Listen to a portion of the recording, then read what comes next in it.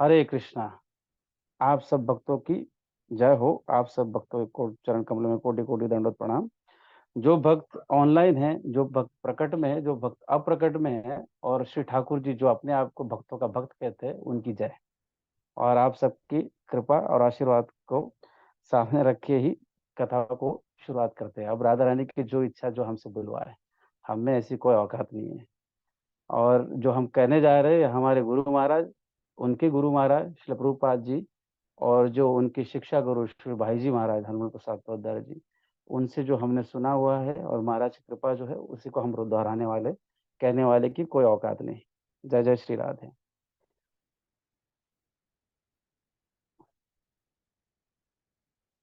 राम कथा सुंदर करताली, संशय विहग उड़ावनहारी।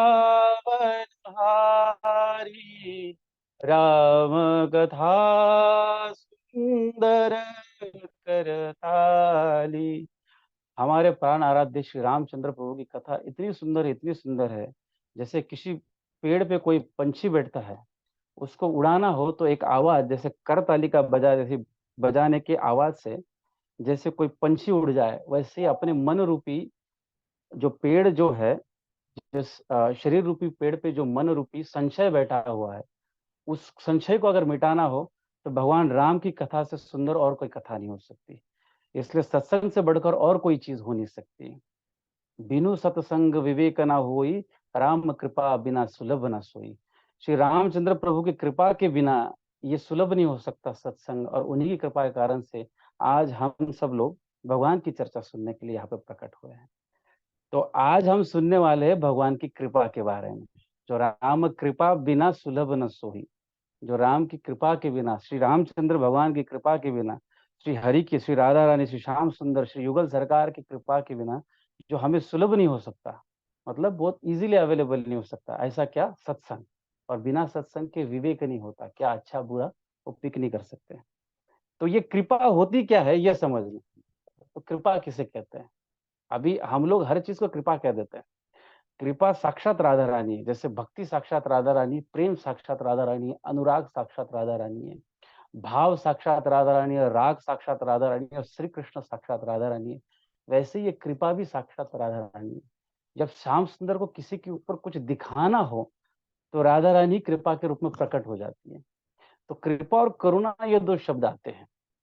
करुणा, श्री रूप गोस्वामी महाराज भक्ति रसामृत सिंधु में करुणा को कहते हैं किसी के ऊपर कुछ चीज हो रही हो, उससे जो प्रकट होता है। जैसे कोई अगर बहुत तकलीफ में हो और उसकी तकलीफ देख के जो प्रकट होता है, उसको कहते हैं करुणा। और दया उसी का आगे का पार्ट आ जाता है फिर। तो पर कृपा करुणा नहीं होती, क्योंकि करुणा किसी की स्थिति को, उसके सर्कमस्टेंसेस को देख के प्रकट होने वाली चीज है। कृपा क्या होती है? उसकी लायकात, इच्छा, या तो उसकी मांग, या तो उसकी स्थिति को बिना देखे ऐसे ही हो जाए, उसे कहते हैं कृपा। तो जैसे भाई जी महाराज कहते हैं, हमारे सदगुरुदेव भगवान भी कहते हैं, जब ब्रह्मा जी की स्तुति की बात आती है ना, दशम स्कंद में, 14 चैप्टर में, तो महाराज जी ये बात को दोहराते हैं। जैसे एक मैया अपने बच्चे को, जब वो मल में खेल के आ रहा है, या तो उसने अभी उसने स्टूल पास किया है, वो गंदी स्थिति में है, और वो जब मैया के पास मैया मैया कह के दौड़ के आता है, तो माँ उसको ये नहीं देखती वो किस स्थिति में, जैसे उठा लेती है ना, इसको कहते हैं कृपा। क्योंकि उसकी स्थिति, या तो वो कौन है, कैसी स्थिति में है, क्या है, वो नहीं, संबंध के कारण से अचानक ही प्रकट होता है, वो है कृपा। तो ऐसे पूरी दुनिया के जितने भी मैया है, जो पहले थी, अब है, और आगे होने वाली है, उनको सबको अगर उनकी जो वात्सल्य जो उनका है, उसको अगर औटा के एक बिंदु बना दिया जाए, मतलब एक बूंद बना दी जाए, तो वो ये कृपा सिंधु की एक बूंद होगी, मतलब ये पूरे समुद्र का एक ड्रॉपलेट होगा। तो सोचिए कि भगवान में कितनी ममता होगी। तो भगवान ऐसी अद्भुत कृपा करते हैं, जैसे जब कोई मेघ पानी बरसाता है, जैसे बारिश होती है, तो बारिश किसी की औकात देख के नहीं होती है, या कोई अमीर या कोई गरीब पे नहीं होती, सब पे एक जैसी बरसती है। बस ठीक वैसे ही भगवान सब पे कृपा करते हैं, सब पे कृपा करते हैं।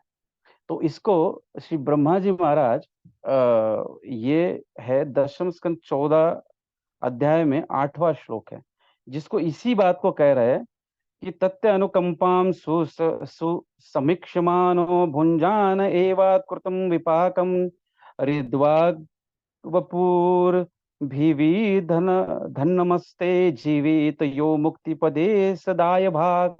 तो कहते हैं कि कोई इंसान, दाय भाग उसको कहते हैं, जैसे मेरे को अगर लड़का हो तो वो जन्म लेते ही मेरे संपत्ति का वारिस हो जाता है। ठीक वैसे ही अगर कोई व्यक्ति, आप जो भी कर रहे हैं, जो कर्म के अनुसार सुख और दुख में काउंट होता है, पर वो व्यक्ति ये समझ ले कि ये मेरे प्राण प्यारे श्री कृष्ण की कृपा है, ऐसे तय करके जो चलता है, उसको जैसे किसी पिता की संपत्ति पुत्र को मिल जाती है, वैसे आपका धाम उससे मिल जाता है। ये श्री ब्रह्मा जी महाराज कह रहे हैं। ब्रह्मा जी की जो स्तुति है 10th कैंटो में, उसमें कह रहे हैं।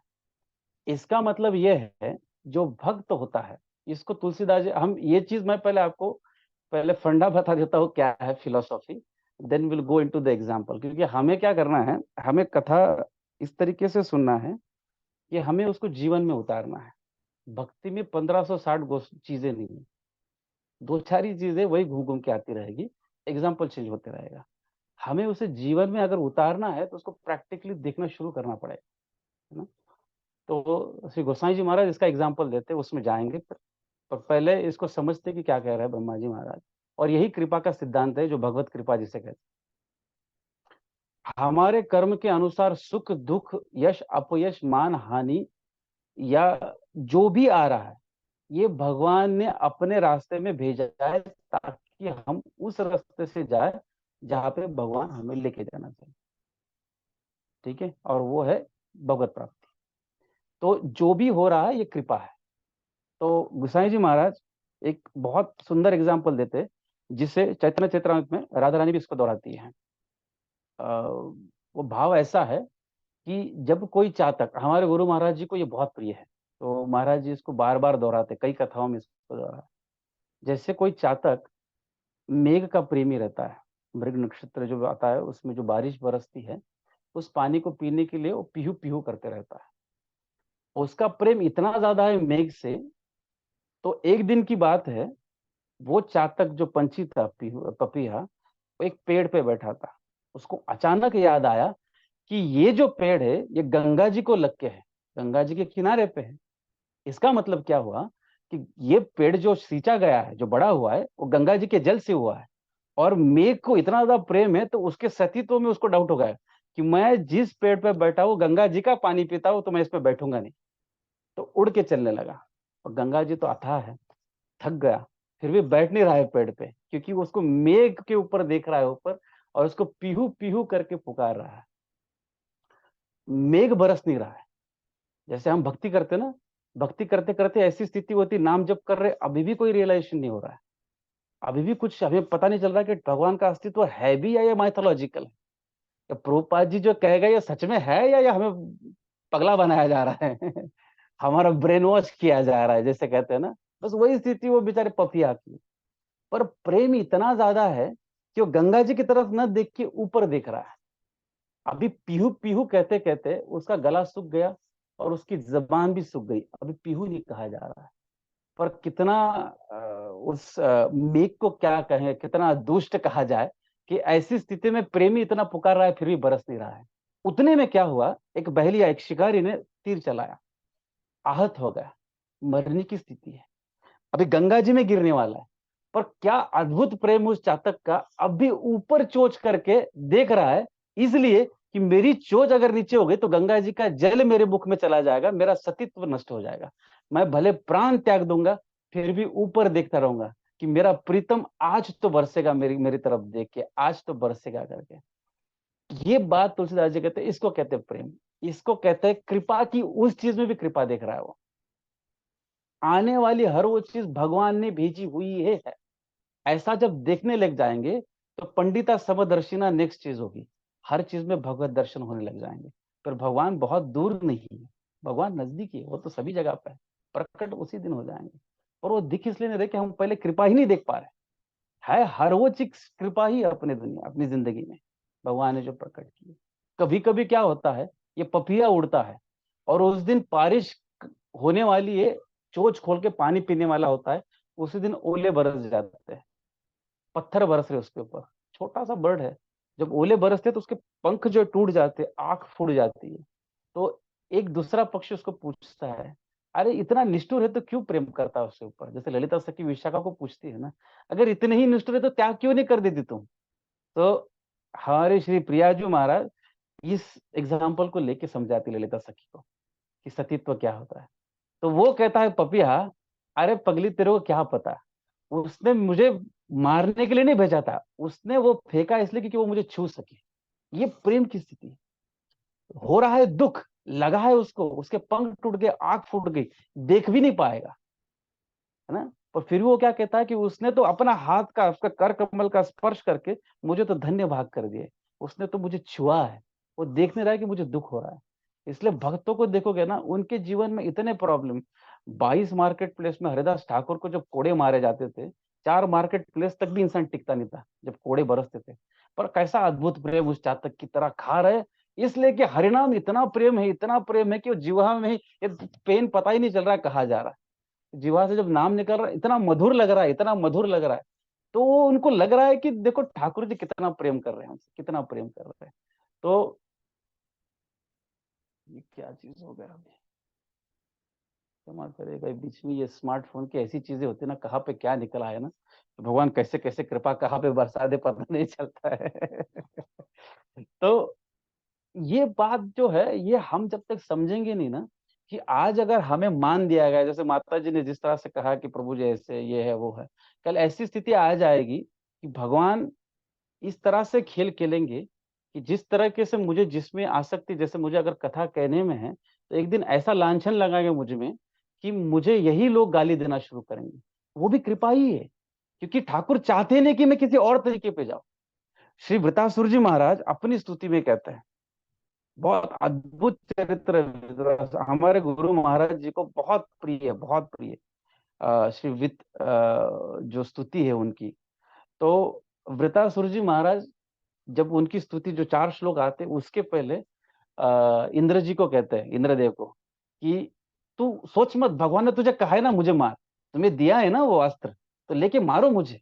और उसमें एक बात और कहते हैं कि सोच ले कि ये जो हो रहा है ना, ये कृपा मुझ में है, तुझ में नहीं। इसका रीजन ये बोलते हैं वो उसमें, जैसे जैसे अगर तुम मुझे मारते हो तो तुम्हें क्या मिलेगा? तुम्हें मिलेगा स्वर्ग, और मुझे मिलेगा भगवत धाम। तो भगवान चाहते कि मैं उनके पास आऊं। तो किसी को मारा जाना, वो कह रहा है कि ये मुझ पे कृपा है। मतलब जो उल्टा दिखता है वो एक्चुअली भगवत कृपा है। तो हम इसको बहुत ठीक से समझे कि भगवत कृपा किसे कही जाती है।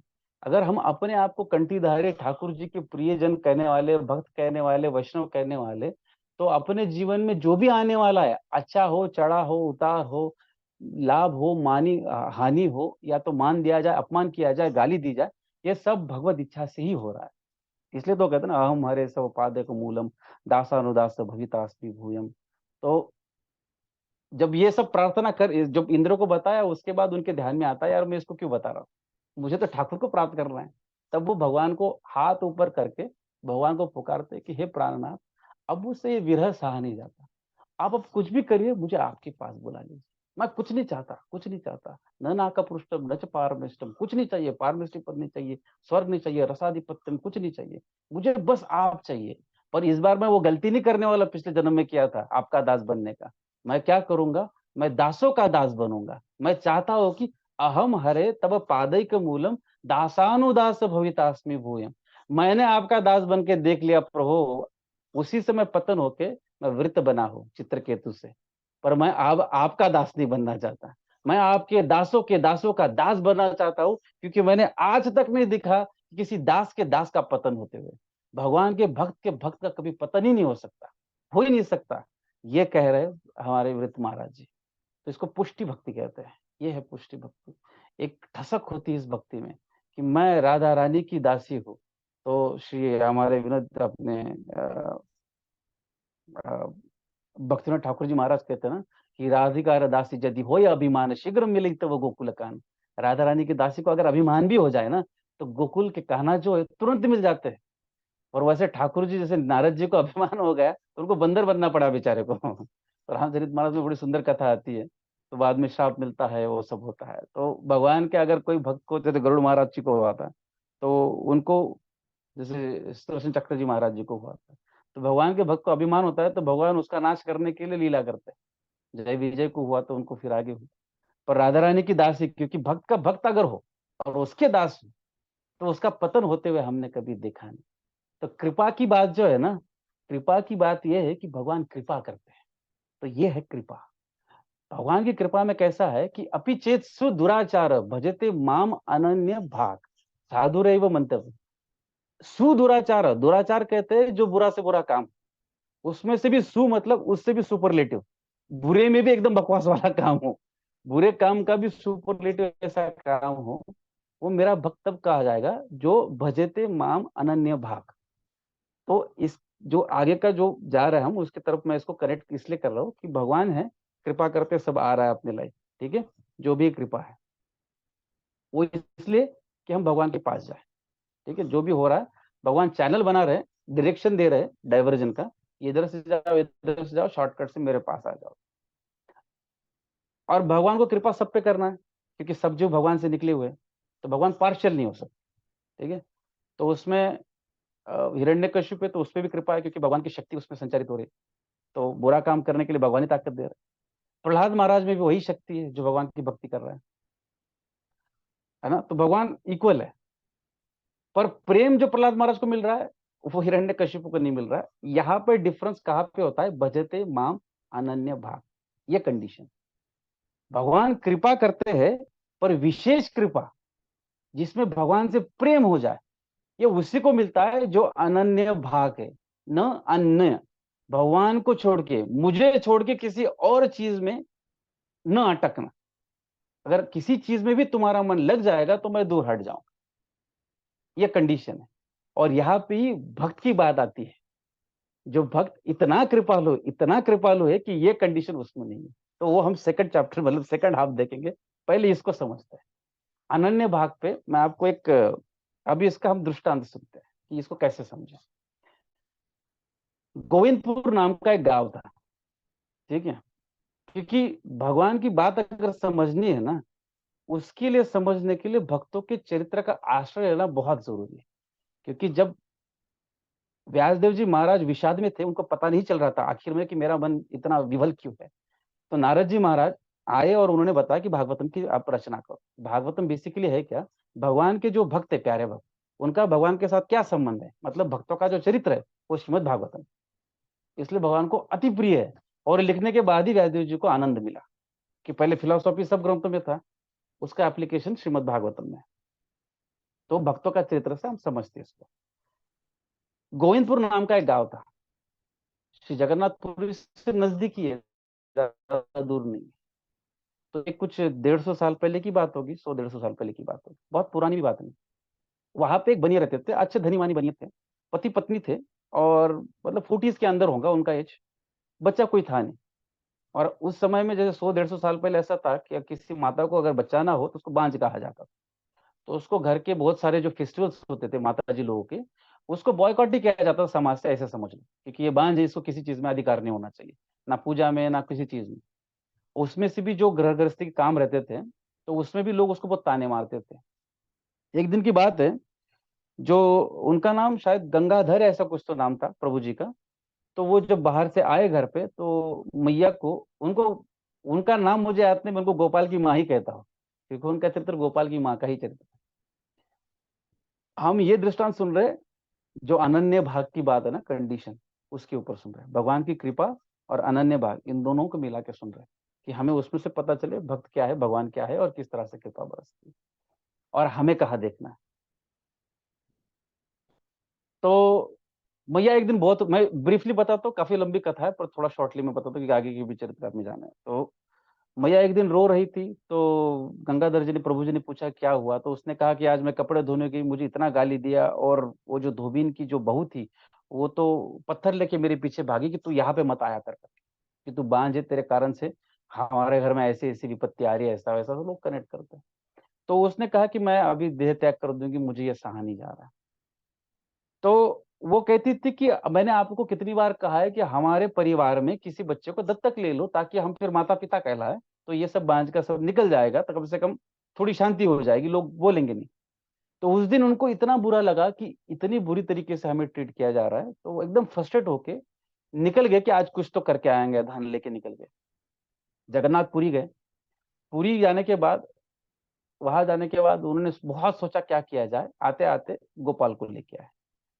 जब गोपाल को लेके आए, तो इसको कहते हैं कृपा, भगवत कृपा चालू होती है यहाँ से। ब्रह्मांड भ्रमित को न भाग्यवान जीव, कृष्ण कृपा पाए भक्ति लता बीज, यहाँ से शुरू होती है। कृष्ण कृपा क्या हो गई, भगवान श्री गोपाल का, श्री कृष्ण का एक उनको पिक्चर दिखा वहां पे पुरी में। और पिक्चर देखने के बाद हम बहुत सारे फोटो देखते हैं, जैसे राधा रमन लाल के फोटो आते हैं वृंदावन से, कृष्ण बलराम के फोटो आते हैं, पर हम कभी उनको इतने प्रेम से देखते नहीं। या राधा श्याम सुंदर मंदिर से फोटो आते हैं, तो उनके प्रेम से कभी देखते नहीं।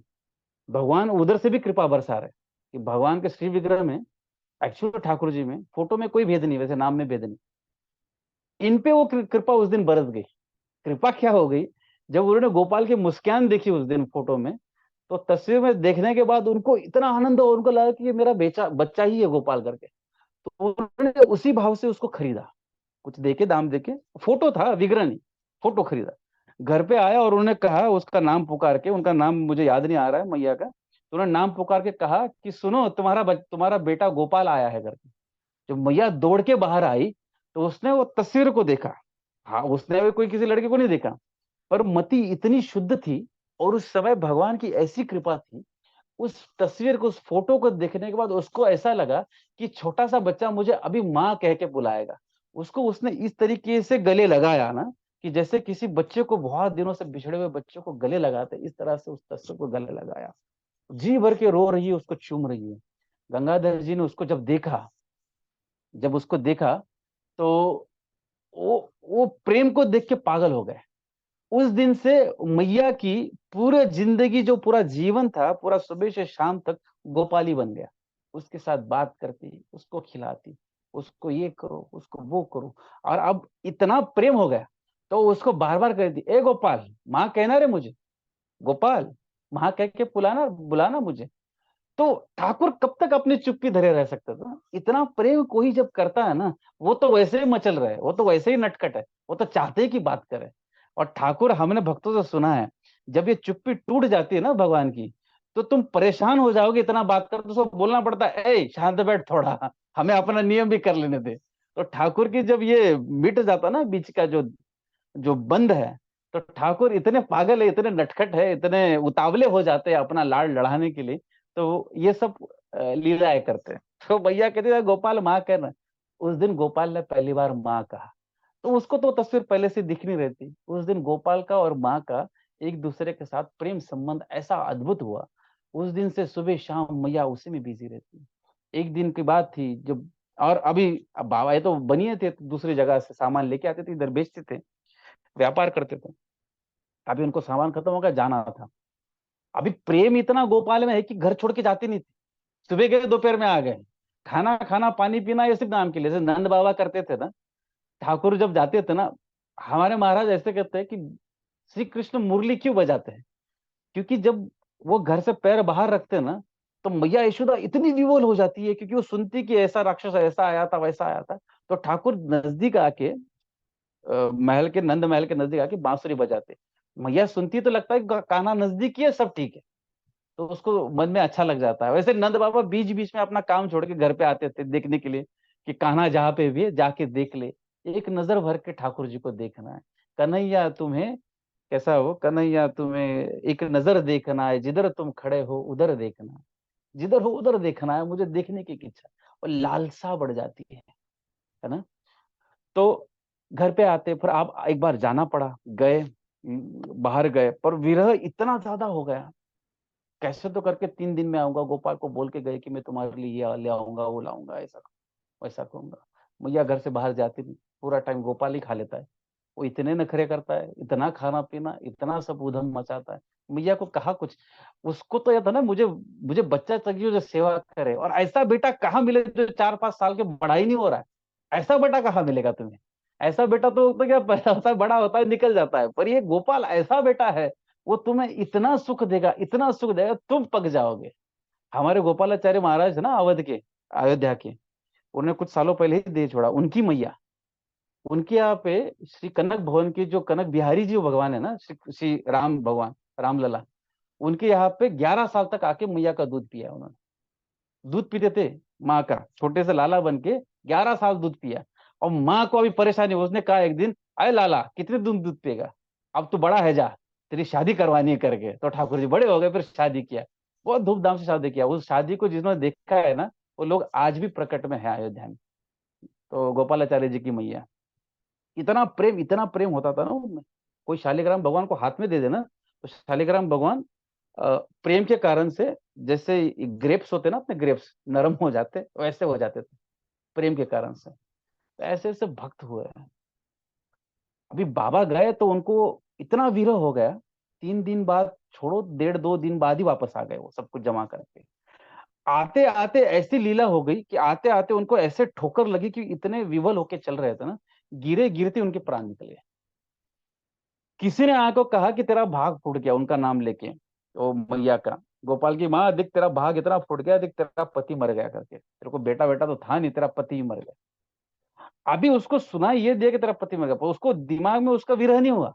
उसको विरह इस बात का हुआ, हाय मेरे गोपाल का पिताजी मर गया, अभी मेरे गोपाल करेगा क्या? मेरा गोपाल तो बिना पिता का अनाथ हो गया, अब मेरा गोपाल करे क्या? तो उसका रोना शुरू हुआ कि उसको पति जाने का दुख नहीं, मेरे गोपाल का पिता गया इसका दुख हो रहा है। जब उसको दुख हुआ तो गोपाल कैसे सहे ना, तो गोपाल ने उसका आंख पोंछते हुए ऐसे हनु को पकड़ते हुए, दाढ़ी को पकड़ते हुए कहा कि मैया रो मत। बाबा सिर्फ अचेत होके गिरे हुए, वहां जाके उसके कान में कहना कि देख गोपाल तेरी राह देख रहा है, जल्दी उठो, उसने कुछ खाया पिया नहीं, चलो जल्दी करके। तो उसको गोपाल की बात पे भरोसा था, उसने अपने आंख पूछे, वैसे ही गई वहां पे, गई गोपाल को घर पे छोड़ के, और गई वैसे ही उसने कान में कहा, आप क्यों सोए पड़े हो, आप कब आए, गोपाल आपकी राह देख रहा है, उसने कल से कुछ नहीं खाया, आप जागिए।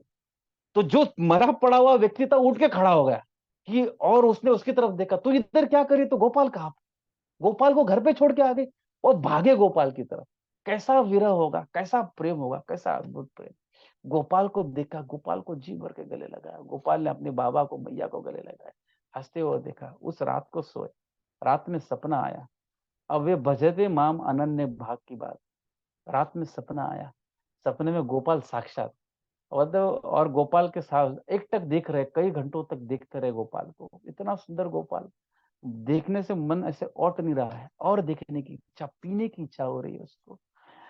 मन में भाव आया, अरे गोपाल तो अब बड़ा है गया, अब मैं कितने दिन ये काम करूंगा, तो ऐसा कुछ करना कि मुझे ये सब करने की जरूरत ना पड़े, तो मैं तेरे को देखते रहूं, तेरे से प्रेम करता रहूं।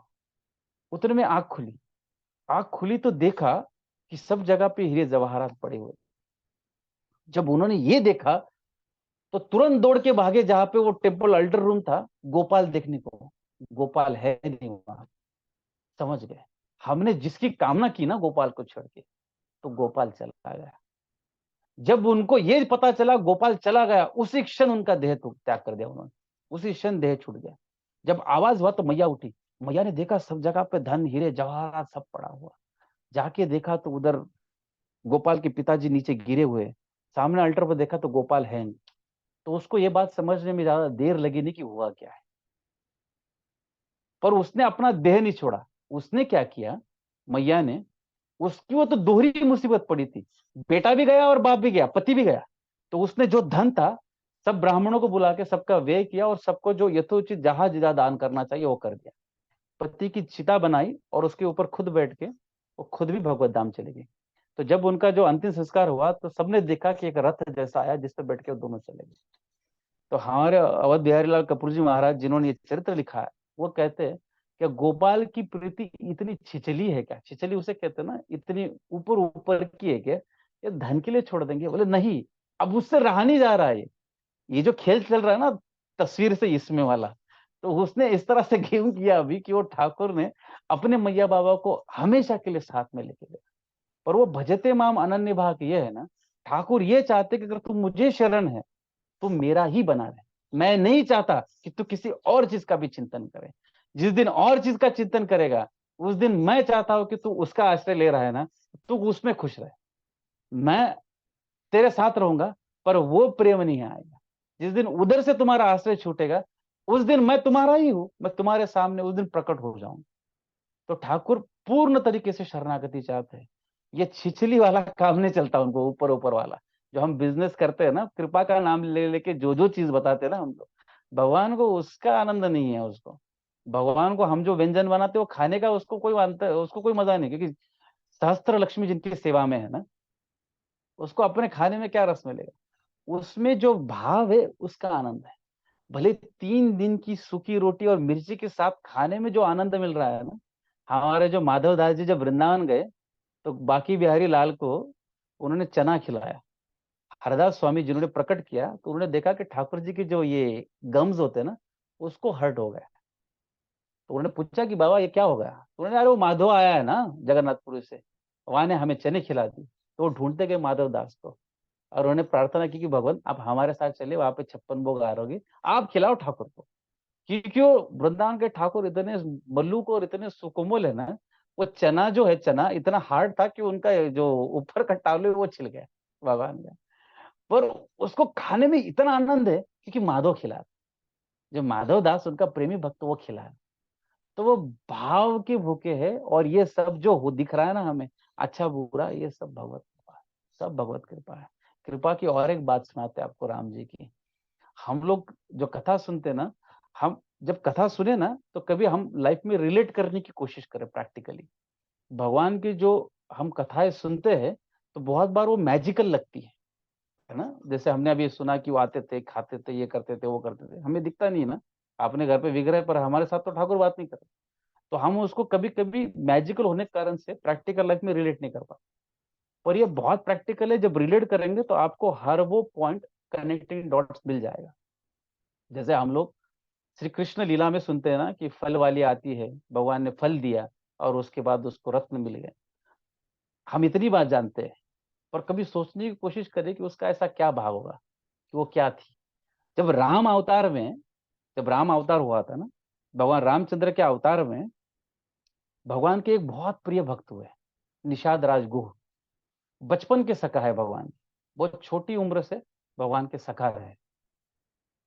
और इतना घनिष्ठ प्रेम है भगवान का दोनों का, तो भगवान को मिलने जाया करते थे। तो कभी गुरु महाराज की कथा अगर करने का सौभाग्य हुआ, राम जी कृपा से, कभी उनका चर्चा करेंगे। बहुत अद्भुत चरित्र है भगवान रामचंद्र के। हम लोग सिर्फ वनवास की बात सुनते हैं, पर भगवान रामचंद्र का चरित्र बहुत अद्भुत है, बहुत दिव्य है। सोचिए, 10,000 लाइफ स्पैन में 14 साल का वनवास, एक दिन की भी बात नहीं, उसको हम इतना बड़ा कर दिए। 10,000 साल का लाइफ स्पैन होता था त्रेता युग में। भगवान रामचंद्र का काल बहुत बड़ा था। तो बहुत सारी लीलाएं हुई है जो हमें पता ही नहीं है और हम जानने की कोशिश भी नहीं करते। पर जब वनवास में जाने के लिए निकले भगवान, गए इसीलिए थे क्योंकि ये जो आगे कथा सुनोगे ना, यही काम पूरे करने के लिए वनवास गए थे। क्योंकि इन भक्तों पर कृपा कब होगी।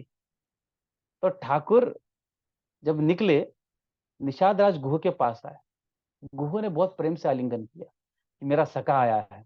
और उनको जो निषाद राज बने थे ना, उनके पिताजी को दिया गया था। तो दशरथ महाराज जी ने जो वन का जो राज्य था, उसके राजा बनाए थे उनके पिताजी को। इसलिए गुह बाद में निषाद राज बने थे। तो जब गए मिले, तो उन्होंने फिर, रामचरितमानस में इसका वर्णन आता है, तो उन्होंने फिर वर्णन किया कि ये मेरी पत्नी, ये मेरा बेटा है, और कहा ये मेरी माँ है। जब उन्होंने कहा कि मेरी माँ है, भगवान रामचंद्र को इतना विरह हो गया ना। उनको माता कैकेयी उसमें दर्शन हो रहे हैं, माता कौशल्या, माता सुमित्रा के दर्शन हो रहे हैं। और इतने तेजी से दौड़ के चरणों को पकड़ा ना उन्होंने, इतने चरणों से इस तरह से लग गए ना जैसे कि माँ को मिल गए। अपने मित्र की, अपने सखा की मैया है, तो अपनी मैया से अलग कैसे हो सकती है। जब मैया ने राम को देखा, तो वो तो वैसे ही वात्सल्य रस है उसमें, तो वैसे ही मातृवत्सला है वो तो। उसने जब देखा श्री रामचंद्र को आते हुए, तो उसको वो 2-3 साल का छोटा बालक जो गोद में खिले ऐसा दिख रहा है। और यही बात थी जिसको कहने के लिए मैंने कहा कि मैं हिंदी में कहूँ, क्योंकि इसको मुझे पता नहीं कि इंग्लिश में कैसे कहा जाए इसको। उस दिन उस मैया को इतना ज्यादा प्रेम, इतना ज्यादा उमड़ा, 80-90 साल का उम्र अपने हिसाब से पकड़ के चलो, मतलब 10-15 हजार, कितना समझ लो, 7-8 हजार साल, पूरा इतना सारा एज होगा उसका, 70-80 साल की उम्र में उसके पयोधरों में, स्तनों में साबित होने लगे। इतना ज्यादा प्रेम, इतना श्रावित हो रहा है कि ठाकुर जी के सर के ऊपर अभिषेक कर रहा है, इतना दूध श्रावित। और मैया अंदर ही अंदर मन में यह भाव कर रही है कि हे लला, तो इधर ही रुक जा, मैं तुम्हें बहुत लाल लड़ाना चाहूँ। ठाकुर जी तो एक रात ही रुक सकते थे, कि उनका नियम था, उससे ज्यादा नहीं रुक सकते थे। दूसरे दिन जब मैया ने उसको देखा, लाला को, इतना प्रेम, कंटिन्यूस वो पयोधर ऐसे सिंचन हो रहे हैं ना, ऐसा दूध चुआ रहा है, कि ऐसे दूध बह रहा है कि वो वात्सल्य को रोक नहीं पा रही मैया। आज राम जी को पूछ, इसको कहते कृपा भगवान की ना, प्रेम का अंदर से जो, जिसको हम अप्रतिहता कहते हैं ना, अपीछे, अरे क्या है वो, जो उत्तमा भक्ति की बात है ना, सवई पुंसा अपूर्व धर्म ये तो भक्ति अध्यक्ष, अहेतु की अप्रतिहता, है ना, बिना हेतु के और न टूटने वाला, ऐसा जो रस है उसको भक्ति कहते हैं। और ऐसा जो रस है उसी को कृपा भी कहते हैं। और भक्ति कृपा राधा अलग नहीं, जो बात मैं कह रहा हूं, कृपा भी ऐसी होती, अहेतु की अप्रतिहता। तो मैया आज राम जी कह रहे कि लाला जाओ ना, यही फिर रुक जाओ, कहीं जाना मत। तो लाला कहते कि मैया ये अवतार इस कार्य के लिए नहीं हुआ है, हमें जाना पड़ेगा, पर मैं तेरी इच्छा जरूर पूरा करूंगा। तू द्वापर युग में आना, और तू हर रोज मुझे लाड लड़ा। तो यही गुह की मैया जो है वो फल वाली बन के आती, उसका एक ही काम है।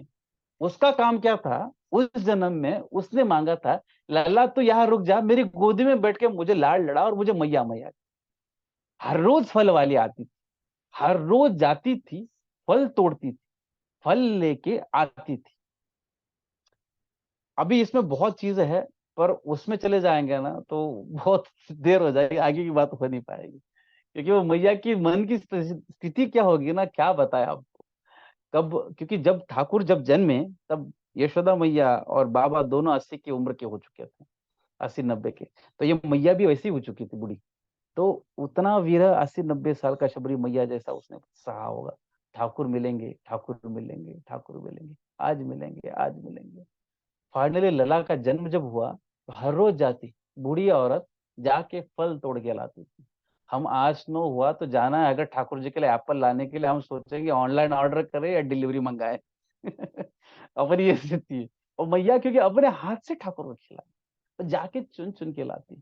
गोल एक ही है, पैसा नहीं कमाना है, खाने की, क्योंकि व्रज ऐसी स्थिति ना, वृंदावन, वृंदावन का एक एक कण चिंतामणि है। इच्छा करो प्रकट हो जाता है। वहां कमाने की जरूरत नहीं, वहां के, यदि स्थात्री देवी जो है राधा रानी, वहां पे किसी घर में कोई कमी नहीं, कोई खाने के लिए वहां पे कोई प्रयास नहीं करता, उसको धन की अपेक्षा नहीं है। वो फल लेके आती है, और फल वाली कहेगी, लल्ला को पता है पिछले जन्म मैंने कह रहा अब करना है, और घुटरन चल के आएंगे। अब मैया मैया कहना ही शुरू किया था यशोदा मैया को। मैया उसको लेती, गोद में बिठाती, लाड प्यार करती, उसको पुचकारती। और वो भी, और लाला जब थोड़े बड़े हुए ना, उठाने के लायक जब हो गए, थोड़ा चलने लग गए, तो ऐसे मैया को ऐसे हाथ लगाते कहते, और कहती, ए लाला, मैया कहे तो ये फल दूंगी मैं। तो लाला कहते मैया, तो ये फल दिया। और मैया कहे और फल दूंगी, फल और फल देती थी। बोलते इधर चूम, इधर चूम, गोदी में बिठा के लाड लड़ाती। हर रोज का यही काम, हर रोज का उस मैया का यही काम, यही धंधा, यही बिजनेस, यही सब कुछ, यही खान पान। 24 घंटा बस इसी चीज के लिए आना है नंद भवन में, आना, उसको गोद में खिलाना, वो मैया कहेगा, उसको लाड करना, वो दुलार करता। इसे कहते हैं कृपा, इसे कहते हैं कृपा। और जो पहले हुआ उसके साथ ना, लाला के जन्म होने के पहले जो विरह था, वो विरह इसलिए था कि ये प्रेम प्रकट हो। तो ये कहते हैं कृपा, इसे कहते हैं कृपा। कहने के लिए तो कितनी सारी चीजें, कितने चरित्र है, क्या बताए आपको कि कृपा क्या होती है।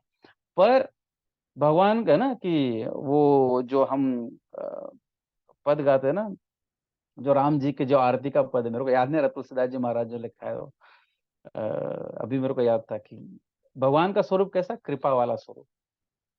भगवान साक्षात कृपा मूर्ति है। पर वो कृपा सिंधु कब बनते हैं? हम भगवान को कृपा सिंधु भी कहते हैं ना। कृपा सिंधु क्यों हो जाते हैं? तो उसका रीजन ये है, जो हमारे लाइफ में मिसिंग है, वो पार्ट आगे आता है। कि हम इसको कृपा कैसे समझें, कि मेरे लाइफ में भगवत कृपा हो रही है, होगी या आगे होती रहेगी, वो कैसे समझे, है ना। तो यहाँ तक तो समझिए कृपा क्या होती है, भगवान क्या है, भगवान की कृपा क्या है, और किस तरीके से भक्तों ने उसका आस्वादन किया। ये कृपालु जो ठाकुर है ना, कृपालु जो रामचंद्र है, तो वो कृपा सिंधु कैसे हो जाते हैं? तो उसका उत्तर जो है, उसका आंसर रामचरितमानस में श्री तुलसीदास जी महाराज, श्री भरत महाराज का चरित्र आता है ना, तो भरत महाराज के लिए एक दोहा लिखते हैं, प्रेम अमिय मंदरुधिर भरत पयोधि गंभीर मथि काढ़ो मत मथि का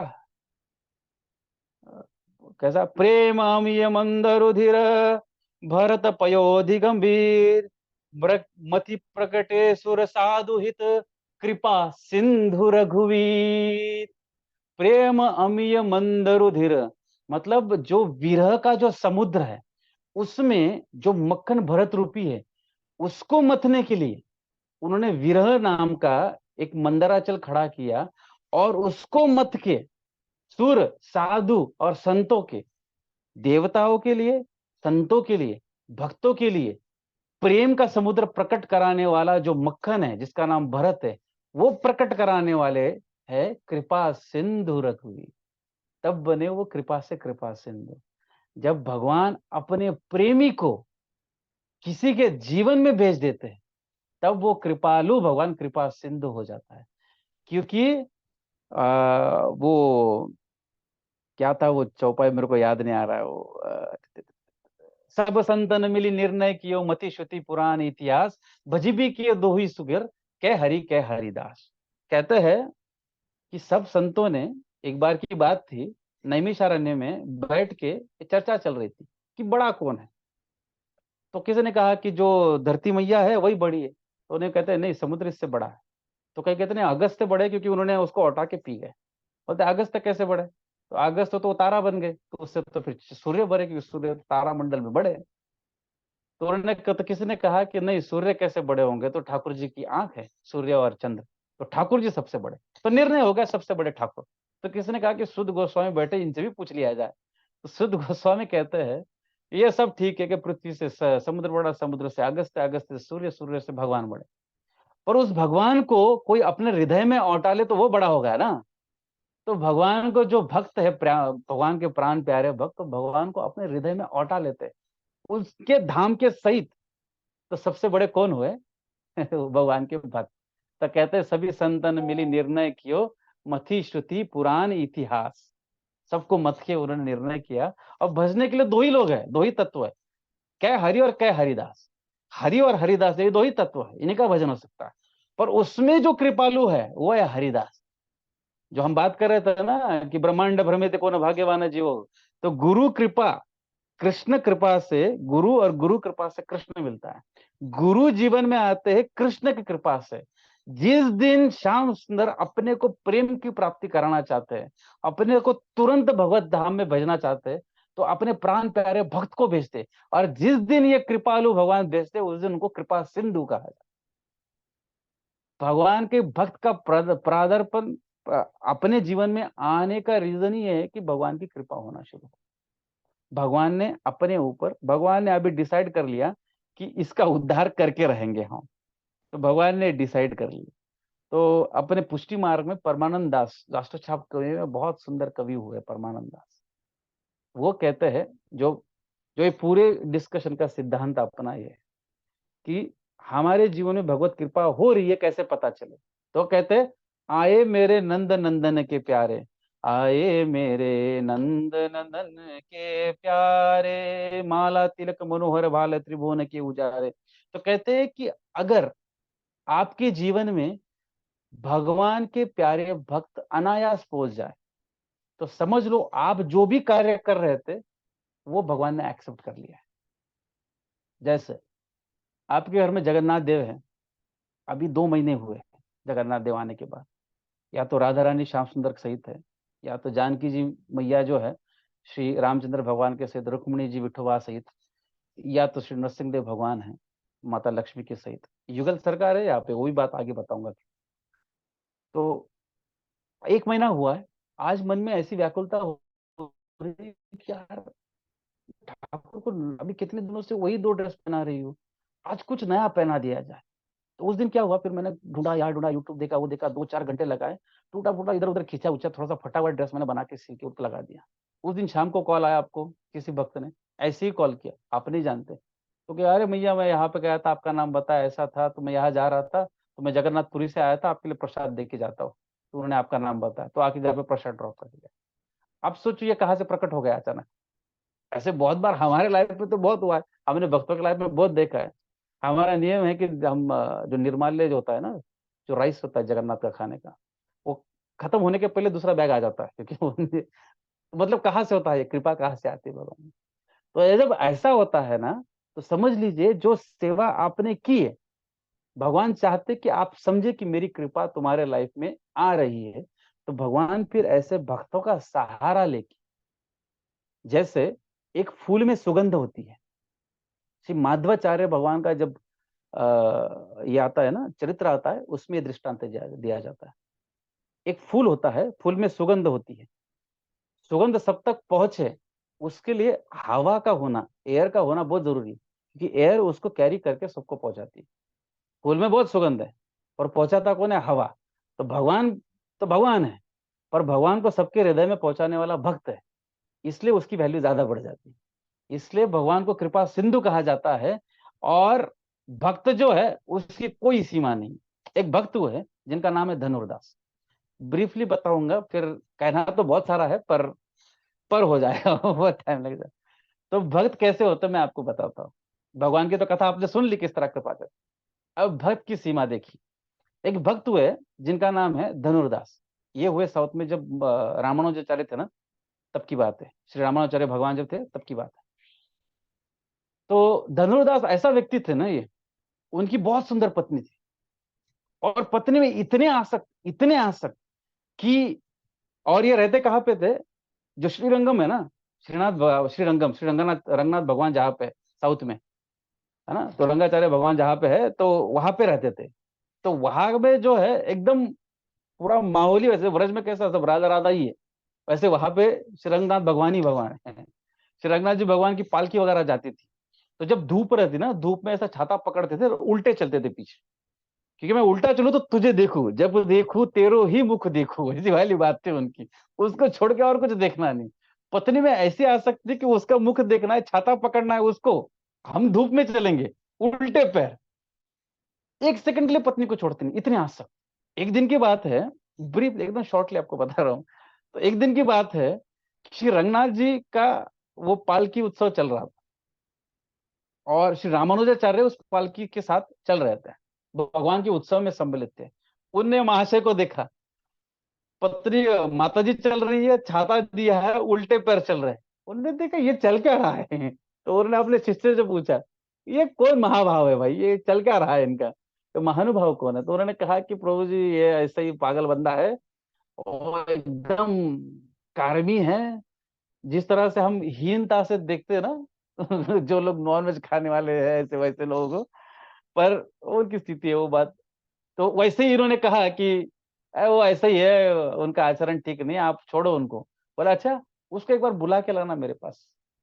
तो इसे कहते हैं भक्त। अपना क्वालिफिकेशन क्या है भगवान की प्राप्ति के लिए? अपना क्वालिफिकेशन यह है कि हम कितने पतित हो जाए, यही क्वालिफिकेशन है। अगर हम लायक हो जाएंगे ना, तो भगवान सोचेंगे कि अपने इस तरीके से पहुंच जाएगा। जिस दिन हम नालायक से नालायक होंगे ना, इसलिए महाप्रभु आए हैं कि मुझे जैसे पतित को देख के अगर तूने उद्धार नहीं किया, तो फिर तेरा नाम पतित पावन होने का क्या फायदा, है ना। तो पद है ना अपने नरोत्तम दास ठाकुर का कि मौसम पतित, अगर तुमने देख के उद्धार नहीं किया तो फिर क्या फायदा करके, तो अपना नाम बदल लो, फिर पतित पावन क्यों रखा। इसलिए महाप्रभु प्रकट है। तो वैसे ही भक्त है, क्योंकि भक्त अवतार में है ना, इसलिए वो भी वैसी लीला करते हैं, भगवान की तरह नहीं हो। इनका क्वालिफिकेशन था पतित थे क्योंकि ये इतने आसक्त थे ना, तो उनको पता चल गया कि इसका उद्धार हो सकता है, तो उन्होंने बताया, पूछा, उसको बुलाया धनुदास को। जानते तो सब थे रामानुजाचार्य को, बहुत बड़े आचार्य है करके, तो नीचे गर्दन करके खड़े रह गए। तो उनको पता था कि ये कुछ तो उपदेश देंगे, तो बोले सुन के फिर अपना वही काम कर रहा है, जाके अपना तो जो है इनको इरेज करो, इग्नोर करो, आगे बढ़ेंगे, जैसे हमारी हालत होती है।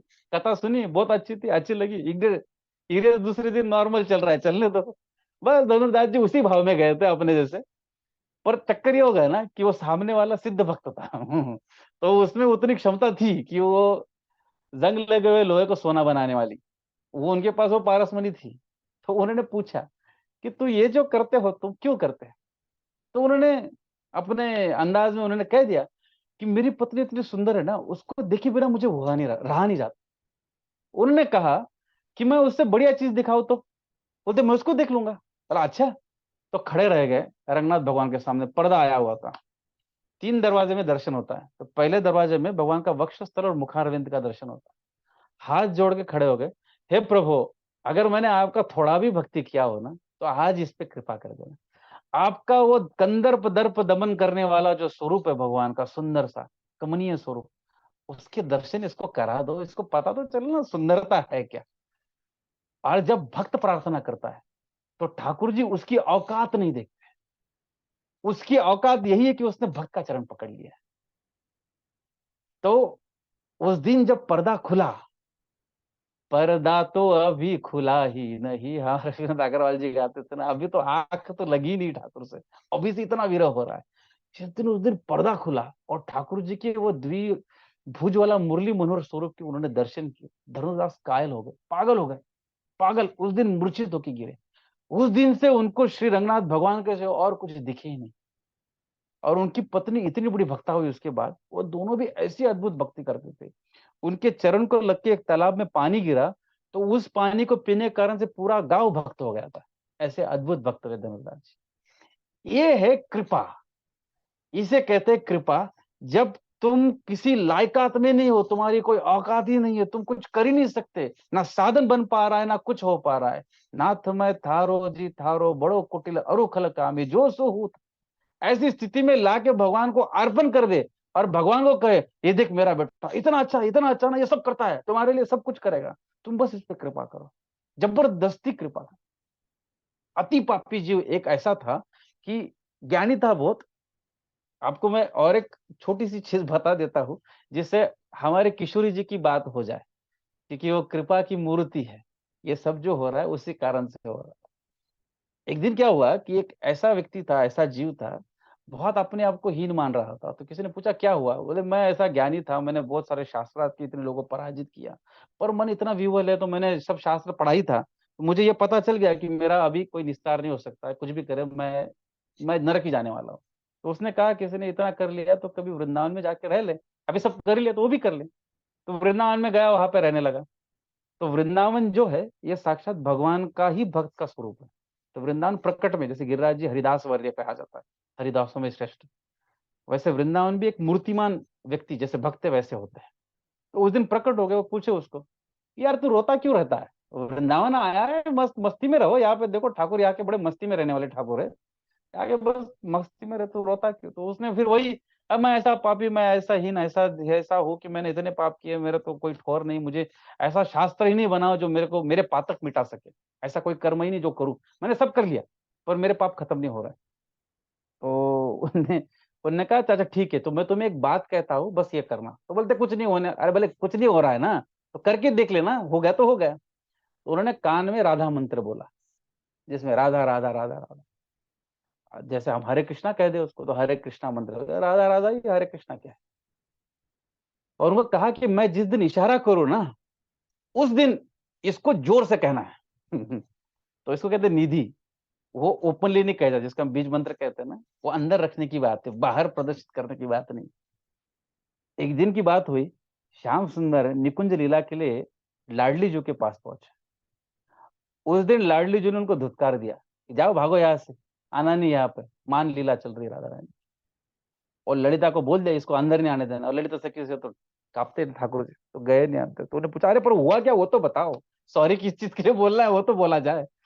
तो उनको वहां से जब राधा रानी ने उनको आने नहीं दिया मान के कारण से, ठाकुर जी को अति विरह हो गया। श्री राधा भगवान को इतना ज्यादा विरह हो गया, इतना ज्यादा विरह हो गया, पागल की तरह। जब ठाकुर जी विरह में या अति आनंद में होते, तो उनका जगन्नाथ स्वरूप हो जाता है, मुख टेढ़ा हो जाता है, मुख से लाल बहने लग जाते हैं, नाक से श्लेष्मा बहने लग जाता है, हाथ पैर अकड़ने लग जाते हैं, बाल उड़ने लग जाते हैं ठाकुर जी के, आंख ऐसी बड़ी हो जाती है, बंद नहीं कर सकते।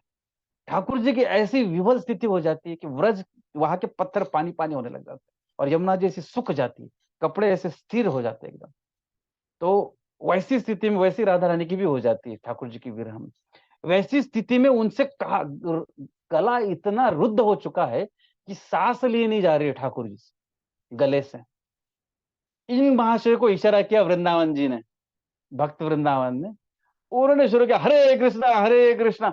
जब राधा रानी का राधा का राज सुना उन्होंने ना, जब राज सुना तो ठाकुर जी पागल हो गए, दिवालिया हो गए, एकदम पागल होके उनको गले लगा के चाटने लग गए। हे मेरे प्रीतम, हे मेरे ठाकुर, कौन हो तुम? तूने मुझे राधा की प्राप्ति करा दी, राधा नाम और राधा में कोई भेद नहीं, तूने मुझे राधा की प्राप्ति करा दी, तूने मेरे प्राण प्यारे की मुझे प्राण दे दिया, मुझे जीवन दान दे दिया। उसको चाट रहे ठाकुर, उस भक्त को पकड़ के, जिसको कोई उद्धार नहीं कर सकता, उसको ठाकुर मिल गए, भगवान गले लग के उसको चाट रहे। बोले मांग तुझे क्या चाहिए, मैं सब कुछ दे दूंगा, मुझे राधा का नाम से। राधा रानी ने देखा तो राधा रानी स्वयं प्रकट हो गई। बोले तू क्या देगी इसको, मैं इसको चिर निरंतर वृंदावन वास देती, तुम इधर वृंदावन में रह के हमारा नाम का प्रचार करो, तुम्हें वृंदावन वास देती। देखो, जिसकी कोई औकात नहीं थी, कोई लायकी नहीं थी, उसको भगवत प्राप्ति भगवान के प्रेम के सहित करा देने का काम ये भक्त लोग का, सिर्फ भक्त कर सकते हैं। तो हमारी राधा रानी मान इसलिए करती है ना, क्यों मान करती है? वो मान इसलिए करती है, राधा रानी ठाकुर जी को कहते हैं, जाओ पहले ऐसे अनाधिकारी जीव पे अपनी कृपा करके आओ, फिर मेरे पास आना, मैं प्रेम की वर्षा तुम पे करूंगी। हम जैसे पतितों को पावन करने का काम राधा रानी करती है, वरना अपना नंबर तो कई जन्म लगा देंगे तो भी भक्ति में ठाकुर अपने तरफ ना देखे। तो हमें जो अपने आंचल में ढक के ठाकुर जी के सामने परोसे, ऐसे को अल्टर में नहीं रखेंगे तो कहाँ रखेंगे?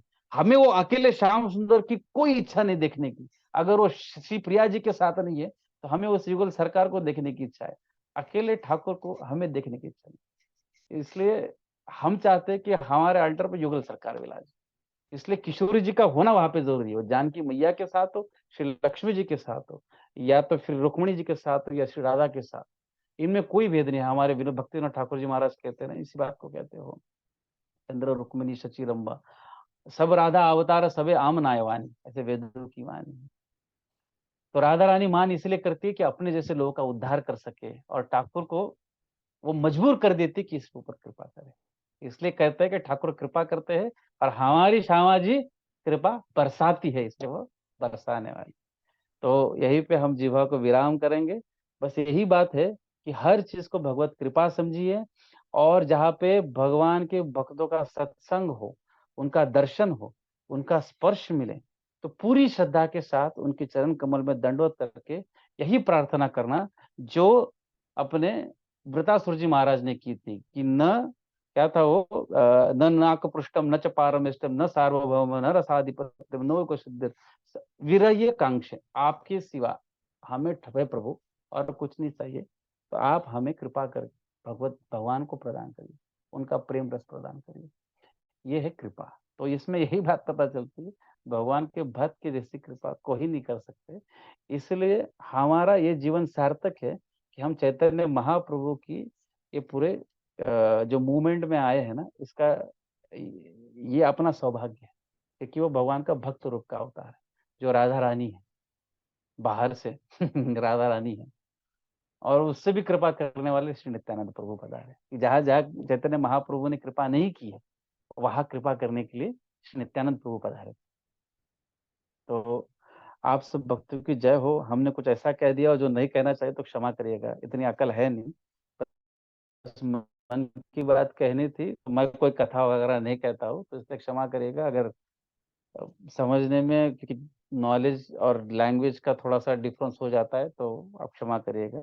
आप सभी की जय हो, और आशीर्वाद रखिएगा हम पे कि हम भी थोड़ी बहुत भक्ति करें।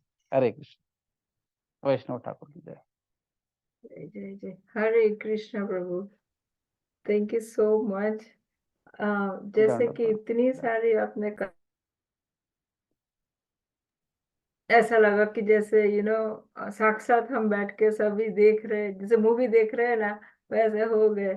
आपने बहुत कुछ सिखाया, जैसे कि राधा रानी खुद ही कृपाई है, तो भक्तों के बिना कुछ नहीं होता। बहुत सारे एग्जांपल्स दिए, जैसे कि पपीहा का बात किया, हरिदासुर का, गंगाधर की बात, गोपाल की मैया की बात। तो ये सभी हमें सिखाता है कि we have to love Gopal ji या Krishna with the real faith. हम ऐसे फेक फेक बातें नहीं कर सकते। अगर फेक करते उनको कुछ पता ही नहीं, समझेंगे ही नहीं वो। So thank you so much, really appreciate your time. Before I open this floor for question answer, I would take 2 minutes of your time, just do the couple of announcement. Is that okay? जी जी भैया, मुझे Thank कोई you. Problem नहीं Thank है। you. Hare Krishna.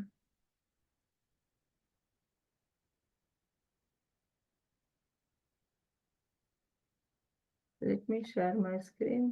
1 second.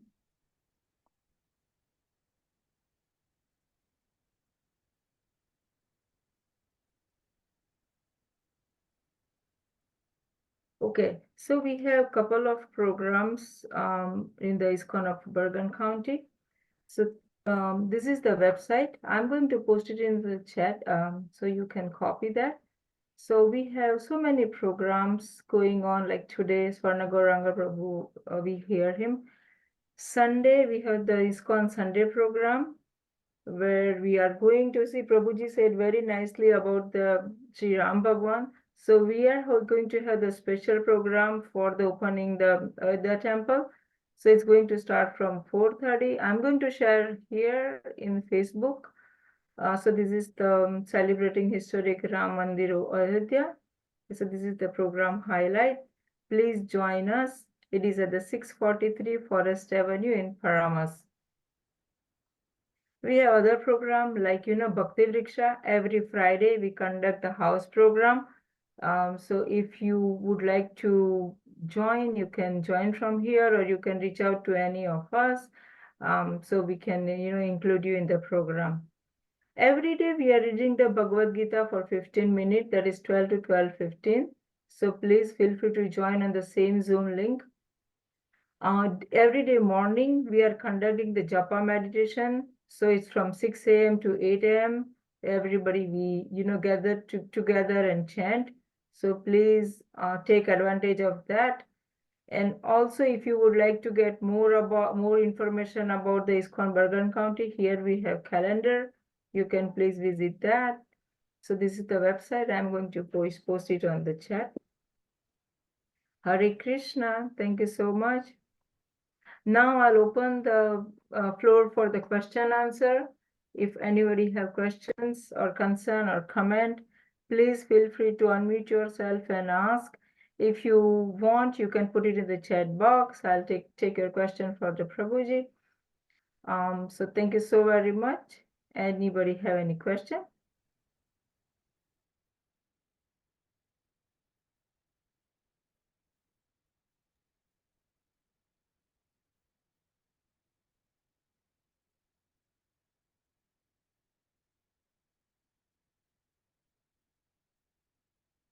Hare Krishna. Okay, Prabhu, I have one question.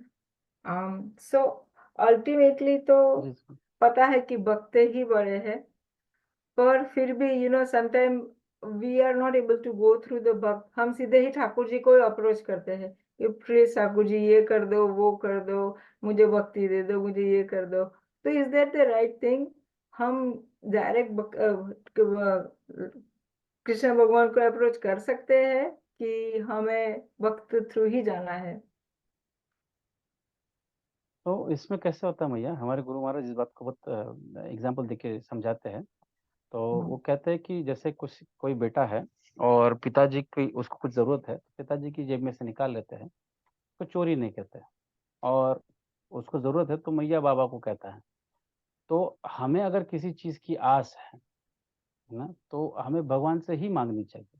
क्योंकि जितनी भी स्तुति आप सुनोगे तो उसमें मांग ही है ज्यादा करके, है ना। तो जब स्तुति सुनते हैं तो उसमें भले ही वो, जैसे कुंती महारानी तो दुखों को ही मांग रही है, वो तो विपत्ति को मांग रही है, पर मांग ही है ना, भगवान से ही मांग रही है।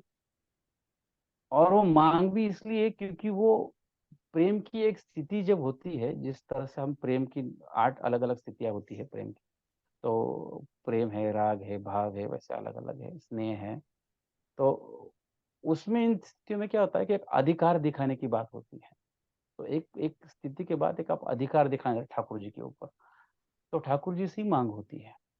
और क्योंकि हमें अनंत जन्मों से ये आदत लग चुकी है तो एकदम जाएगी नहीं। तो वो और जगह पे आश्रय लेने से अच्छा है कि भगवान का आश्रय लिया जाए। तो सती औरत क्या करती है, अपने पति के पास ही आश्रित रह के उसी से मांग करती है, तो उसको सती भक्ति कहते हैं।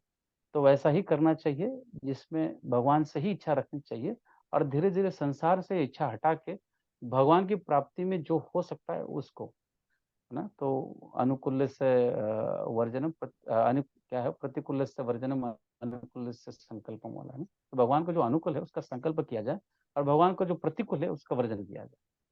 तो और भगवान से ही मांगना चाहिए। तो हम लोग कैसा होता है जनरली कि हम ऐसे है ना कि प्रभुपाद अगर साक्षात होते तो उनकी वपु सेवा, शरीर सेवा करने जाते तो उसमें भी अपराध करना शुरू कर देते, क्योंकि ये आदत है।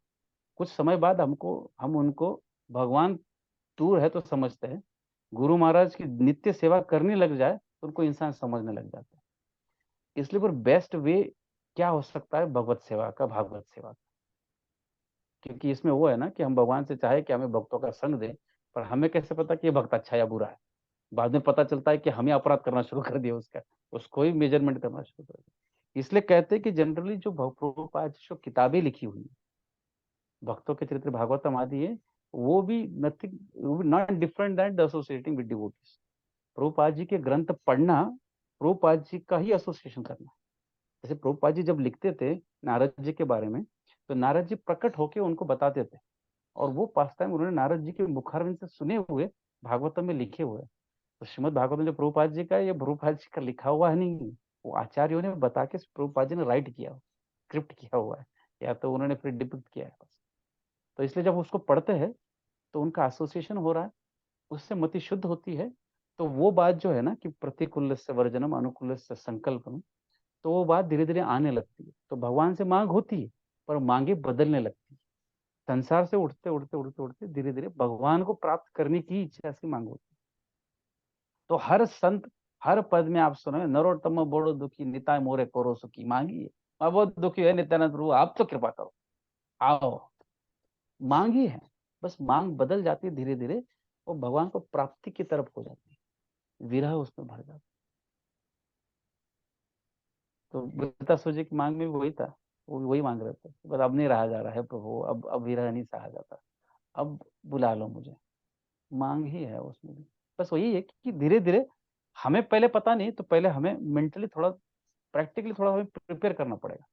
गलत चीजें आएगी तो हमें उसको नहीं करना है, हमें फिर धीरे धीरे माइंड को ट्रेन करना है।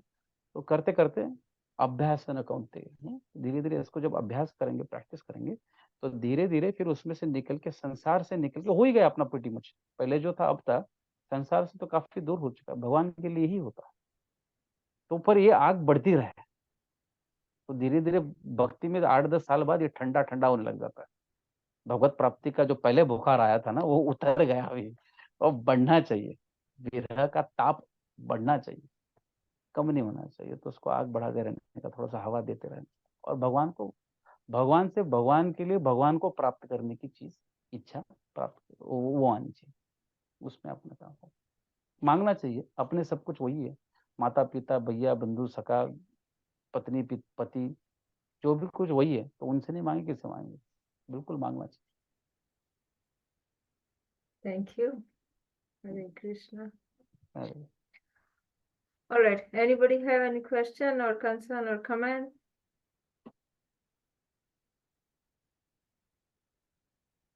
Um, Hare Krishna, everyone. Can I ask a small question? Thank you so much for this session. Prabhu, it was really amazing listening to you and being reminded of Prabhu's Kripa, Krishna Kripa and Radha Kripa. I wanted to also, मेरा question ये है कि हम अपने दिन, रोज की दिनभर की जिंदगी में घुस जाते हैं, वही रूटीन में चले जाते हैं, और आपने भी बताया कि भूल भूल जाते हैं हम लोग, है ना। तो हम लोग कैसे याद रखें एज अ प्रैक्टिकल स्टेप, जब पेन भी आए, कुछ सफरिंग आए, उस टाइम पे तो हम बिल्कुल ही भूल जाते हैं। तो और हम ये कैसे याद रखें कि सफरिंग एंड पेन भी उनकी कृपा है। तो थोड़ा सा आप इसके बारे में अगर बताएंगे, जो हम लोग अपने माइंड में रख सकें as we go through tough times. that will be really nice. Thank you. जय जय जय। तो आपका क्वेश्चन है कि भगवत कृपा या भगवान को या भगवत प्रेम को याद कैसे रखें आखिर मतलब अप्रतिहता वाला ना, कंटिन्यूस उसको कैसे याद रखा जाए कि हम because of any reason we usually forget about Krishna and we get busy with something else. We get Yeah, carried away yeah. with it, And right? तो especially in tough times, sorry. जी जी, क्या क्या And माता जी, sorry. especially जब हमारे ऊपर विपत्ति आती है, जब ये टाइम थोड़ा प्रैक्टिकली कैसे इसको करें मुश्किल ना। आता है। हाँ जी। जी जी जी जी जी जी, completely understand माता जी। And this pretty much happens with everyone in materialistic world because we've been in this world for a while, right? So I mean not this birth, it's been, तो अपने को वो आदत है, we are used to with doing all these things, we get carried away with the things and it happens, तो क्योंकि वो आदत से मजबूर है। तो what is the practical way of keep Krishna all the time in the center of life, right? तो उसके लिए अपना संप्रदाय में, क्योंकि जनरली हम इसको थोड़ा सा एक स्टेप पीछे जाके मैं अगर आपको बताऊं ना, कि हम यूजुअली क्या करते हैं कि philosophy we read, we consider it is just the philosophy, it is not just the philosophy, it's somebody's perspective because they have seen the life for longer time. Just like for example Vashishtha Rishi, when he writes the any example और any scripture, right, और वाल्मीकि ऋषि, तो वो इतने सालों से, जैसे अभी 7वां मनवंतर चल रहा है, तो उन्होंने पहले मनवंतर में जब ब्रह्मा जी से प्रकट हुए ना, तब से उन्होंने लाइफ उतने लोगों को देखा है, so they have, because he have observe enough, then he come up with one formula kind of सूत्र, राइट, फॉर्मूला। तो उसमें वो लिख देते कि ऐसा ऐसा करो तो इससे ये रिजल्ट होने वाला है, because he have seen enough practical experiments, तो उसके ऊपर से।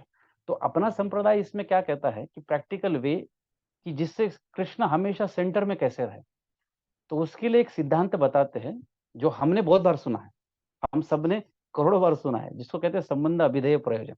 ठीक है, इसमें सबसे पहली चीज जो है ना, इतनी काम की चीज है, इतनी काम की चीज, इसको कहते हैं संबंध। जो हम प्रैक्टिकल लाइफ में जो कैरिड अवे हो जाते हैं ना, उसका कारण भी संबंध ही है।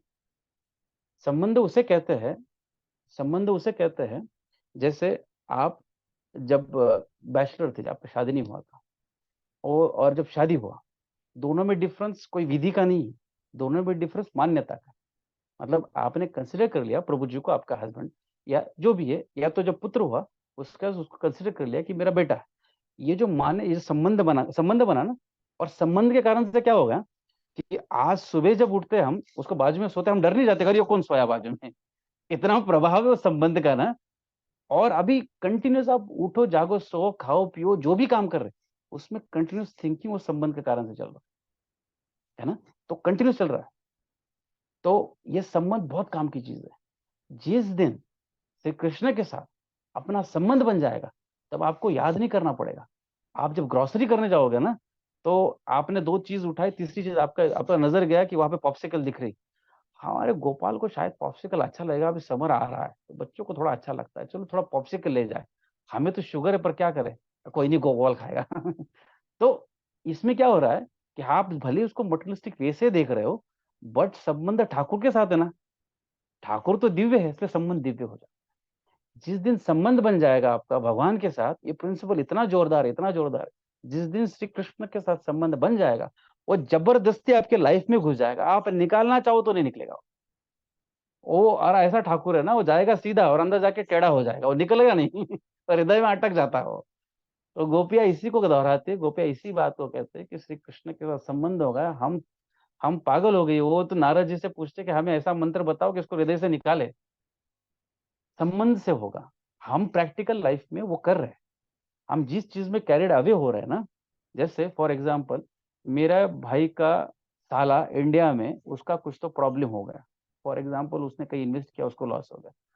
उसके चक्कर में मैं आज 3 दिन से मेरे को ठीक से नींद नहीं आ रहा है, क्योंकि मुझे उसको सोल्यूशन देना है करके, फॉर एग्जाम्पल बता। वो कहा इंडिया में मेरा कोई संबंध नहीं, वो मेरा सोल्यूशन लेने भी नहीं वाला है, पर फिर भी मैं किस चीज से कैरिड अवे हो गया, संबंध के कारण। भाई का साला का कौन कहाँ पे कौन था पता है ना। तो वैसे जिस दिन मेरा श्री कृष्ण के साथ हो जाएगा ना, और वो होगा कैसे, सुनने से। श्री कृष्ण से प्रेम सिर्फ सुनने से होता है, इसलिए सत्संग बहुत अद्भुत चीज है ना। जिसको भी प्रेम मिला है, जिसको भी ठाकुर मिले, वो सुनने से मिले। रुक्मिणी जी को बिना देखे प्रेम सुनने से हो गया था। वो इसलिए भगवान की भक्तों की, जैसे हमने गोपाल की माँ की चर्चा सुनी, इसलिए भक्तों का चरित्र अद्भुत इसलिए होता है कि कई बार हमें क्या होता है प्रैक्टिकल लाइफ में, हमें ये नहीं पता कि भगवान के साथ मेरा संबंध क्या है। मैं राधा रमन को देखूं तो मुझे लल्ला दिखाई दे, कि प्रीतम दिखाई दे, कि भाई दिखाई दे, कि मेरे को जेठ देर दिखाई दे, पता देवर दिखाई, पता नहीं चलता ना हमें उसके साथ संबंध क्या है। इसलिए कई बार क्या होता है कि हम ये चर्चा जो है ना, तो हम लोग अलग अलग मूवी देखते हैं ना, उसमें जॉनरे होते हैं। तो हमें कभी कभी फिर साईफाई वाला अच्छा लगने लग जाता है, कभी कभी एक्शन वाला, थ्रिलर वाला, ड्रामा वाला। तो वैसे ही ये टेम्पलेट है भक्तों के चरित्र। जब वात्सल्य रस की कथा सुनते हैं ना वो मैया के, जैसे हमने सुना, तो अपने मन में ऐसे गुदगुदी होने लगती पेट में अचानक से। तो समझ लो कि अपना जो प्रभाव है ना, मेन नित्य सिद्ध भाव जो है, वो अपना वात्सल्य रस की तरफ। तो धीरे धीरे भगवान के साथ वैसा जोड़ना शुरू। ठंड लग रही है तो आप सोचो कि लाला है 5-10 साल का, उसको ठंड लगता होगा। बाहर जा रहे हैं तो बाहर जाओ तो ये याद भी रहे कि अरे हमने लाइट लगाना भूल गए, ठाकुर डर तो नहीं गए होंगे ना घर पे, लाला घर पे अकेले है। अल्टीमेटली यहाँ पे हमें पहुंचना, अल्टीमेटली वो भाव पे पहुंचना। जिस दिन वहां पे हम एकदम निस्वार्थ निष्काम भाव से पहुंच जाएंगे ना, तो वो तो सामने मचल ही रहे अपने से लाड़ लड़ाने के लिए। वो तो करना शुरू, आपको रेसिप्रोकेट करना शुरू कर देगा, है ना। तो ये जस्ट थ्योरी नहीं, बहुत प्रैक्टिकल है। इसलिए साइंस, प्रभुपाद इसको कौन साइंस क्यों कहते हैं, कॉन्शियसनेस है ना, तो साइंस है ये। अप्लाई करो, रिजल्ट देखो, वर्कआउट होगा तो इसको एक्सेप्ट करो, तो खरीदेंगे माल, नहीं तो फिर नहीं चाहिए हमें ऐसा वाला बात है। तो आप करो उसको तो हो जाएगा, संबंध बनाओ आप, हो जाएगा। तो संबंध से ही होगा, तो आप नहीं भूल पाओगे, आप चाहो तो भी वो ठाकुर नहीं भूलने देगा, वो है ही टेढ़ा तो तो ऐसे नहीं निकलने वाला। Hopefully I answered your Yes, question. yes, very well. Thank you so much. Thank you, Mataji. Very nice question, and Prabhuji, very nice answer. Very practical answer, in fact. Prabhu, I have one question in the chat. Madhvisita Mataji asked that, can you give me an example of someone who is Durachari at the same time worship the Lord with love and devotion? आपको इतना खतरनाक example देता हूँ भैया, आप सुनिए। एक भक्त हुए बलराम दास, ठीक है, जगन्नाथपुरी के। हमारे जगन्नाथ देव इतने अद्भुत है ना, इतने अद्भुत है। सुदुराचार्य ने उससे भी खतरनाक दुराचारी का उद्धार कर। आपको दो एग्जाम्पल, आपने पूछा, आपको दो देता हूँ मैं, ठीक है। एक एक भक्त हुए जिनका नाम हुआ बलराम, ठीक है। ये भक्त रहते थे जगन्नाथपुरी में। आप ब्रीफली बताता हूँ, बहुत डिटेल में नहीं। तो आपको अगर और जानना है तो मैं उसको बाद में बताऊंगा, क्योंकि बाकी लोग अब काफी लेट हो गया ना।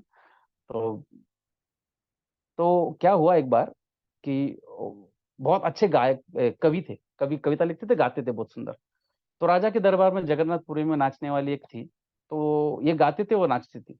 अब दोनों में, और भक्त है जगन्नाथ के, प्रेमी भक्त है, बहुत अच्छा प्रेम करते हैं जगन्नाथ से, उनमें सात्विक भाव आदि आते हैं। पर भगवान की माया तो माया है ना। तो मम माया दुरत्या ठाकुर कहते हो, भगवान की तरह ही पोर्टेंट, क्योंकि भगवान की ही माया भगवान की जैसी होगी। तो उतनी क्षमता है उसमें भी भगवान की तरह आकर्षण की। तो उसमें आसक्त हो गए, तो मिलना जुलना हुआ, बात हुआ। एक दिन उसने उसको घर पे बुलाया, बलराम जी को। और जनरली क्या होता है, आसक्ति में आप संसार को भूल जाते हो। जब प्रेम हो जाता है ना, इतना आसक्ति होता है, तो संसार में आजू बाजू क्या चल रहा है ना, वो भूल जाते। तो शाम को गए, रात को उधर रुके, रात को रुके, तो रात में रुके, दोनों साथ में रुके, साथ में दोनों को एक दूसरे के साथ प्रेम था। तो आपस पर प्रेम था, तो दोनों का एक दूसरे के साथ संग हो गया, राइट, फिजिकल एक्सचेंज हो गया दोनों का। अभी सुबह शंख बजने लगा, और ये चर्चा, क्योंकि ये इतने बड़े व्यक्ति थे गांव में, तो तुरंत ही सब जगह फैल गई कि इसको वो नर्तकी के घर देखा गया, तो ये बहुत पतित हो चुका है, वैष्णव है, पतित हो चुका है। शंख बजने शुरू हुए, बड़े बड़े नगाड़ों का आवाज आ रहा है, ढोल ताशा वो सब बज रहा है, सब बाहर निकले तो एकदम जोर से आवाज ना, दरवाजा खोल के पूछा क्या। तो किसने कहा, अरे पता नहीं क्या, आज रथ यात्रा है। रथ यात्रा, इसको याद नहीं कि रथ यात्रा है, क्योंकि वो इतने धुंध में थे। और हालांकि उसी बिस्तर से उठे, आवाज इतना जोर से था तो निकले। तो जब जगन्नाथ रथ यात्रा सुनी, तो तुरंत उस भाव में चले गए कि यार, मैं तो, मेरे प्रेमी ठाकुर, मेरे ठाकुर आज बाहर निकलेंगे भक्तों का दर्शन। वैसे ही चल दिए कपड़ों पे, वैसे ही चिन्ह, वैसे ही सो के उठे हुए हैं, वैसे ही चल दिए जगन्नाथ को मिलने के, ठीक है। जब निकले तो लोगों को तो पता था ना कि वो प्रचार तो पूरे गांव में तुरंत हो गया है। ये तो क्या, ऐसी चीजें तो बहुत फास्ट फैलती है, आग से ज्यादा जोर से जाती है। तो लोग एकदम अलग नजर से देख रहे थे, पर ये तो अपने धुंध में है, इनको तो कहाँ जग दिख रहा है। जैसे ही वो रथ के नजदीक गए तो पंडाओं ने वेत्र जो होता है ना, छड़ी, उससे उनको मार लगाई, बहुत जोर से मार लगाई। क्योंकि एक तो तू अधम, तू पतित हो चुका है ना, तू वैष्णव था, तूने एक नर्तकी के साथ संग किया, उसमें से नहाया नहीं है, और दिख रहा है तू उस घर से आया हुआ है, दिख रहा है उसमें तो जगन्नाथ को आलिंगन करने जा रहा है। उसको मार के भगा दिया, और इतना मारा कि वो नीचे पड़ा हुआ है, ऐसा खून निकल रहा है उसकी बॉडी से इतना, क्योंकि वो गुस्सा, लोग था कि गुस्सा में तो क्या ना करे, तो नीचे गिरा हुआ था वो, रो रहा था। अब जगन्नाथ का रथ हिल नहीं रहा, जगन्नाथ का रथ ही नहीं हिल रहा है, और प्रसाद दिखा रहे थे, जगन्नाथ नहीं दिख रहा। समझ गए कुछ अपने से महा अपराध हुआ।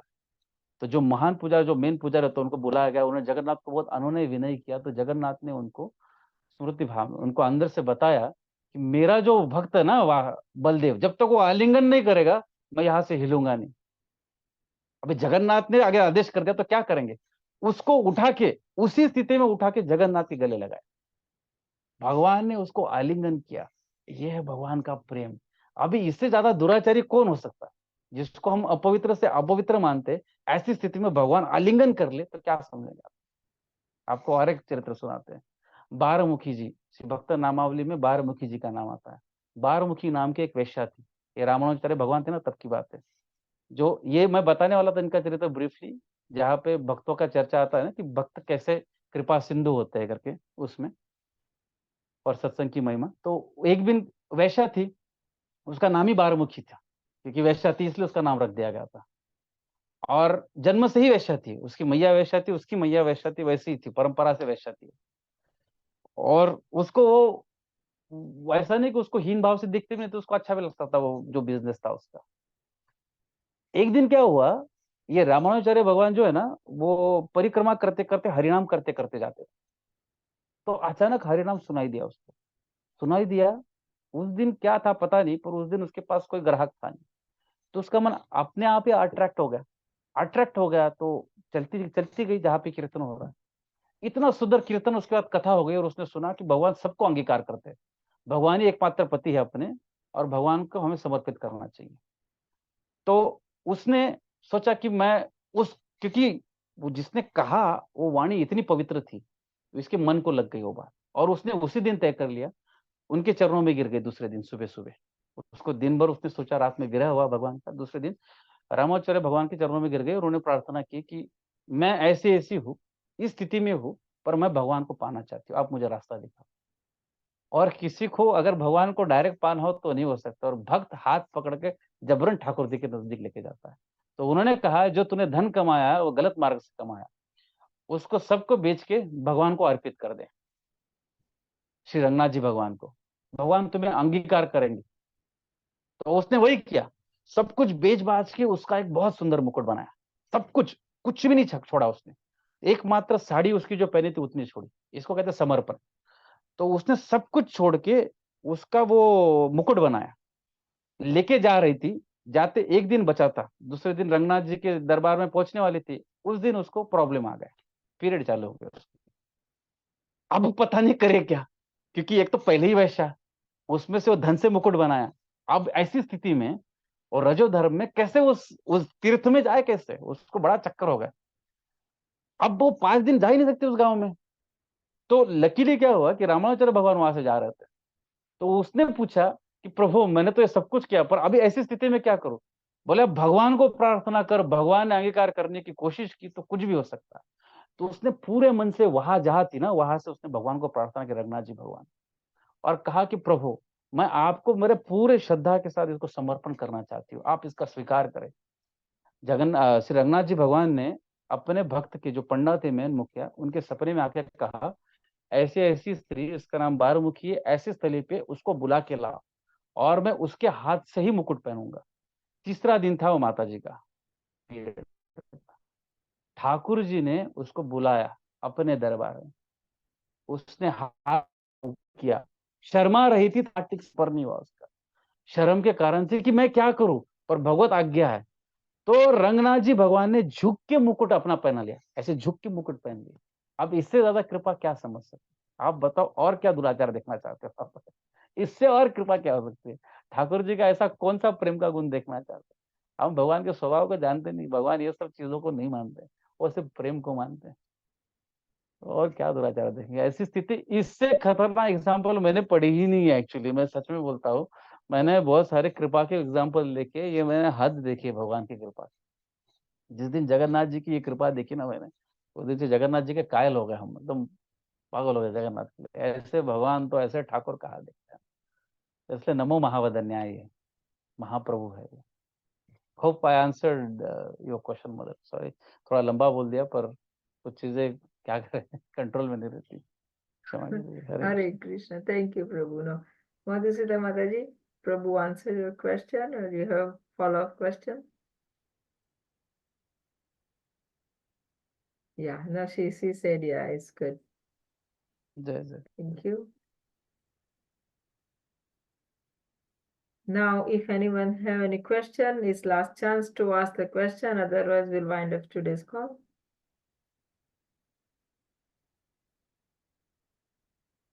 हरे कृष्ण प्रभु जी। हरे कृष्ण। दंड प्रणाम, दंड दंड दंड प्रणाम। हरे प्रणाम। जय श्री प्रभुपाद। जय जय जय श्री आपने प्रभु। आपने इतना सुंदर प्रसंग बताया, इतना अच्छा कथाएं सुना के बहुत अच्छा लगा, बहुत अच्छा।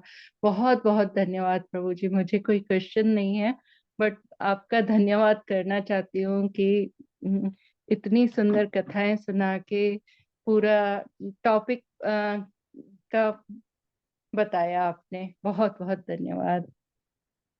कोटि कोटि दंड प्रणाम भैया, ये आपकी ही कृपा है, आपके आशीर्वाद के कारण से हुआ है। कृपा रखिएगा भैया, हम कोई योग्यता है तो। प्रभुपाद। श्री राधे। जय जय श्री प्रभुपाद। जय।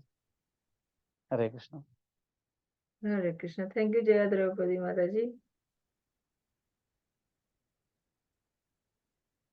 Ramchandra Prabhu, Ram Tulsi Prabhu, anything?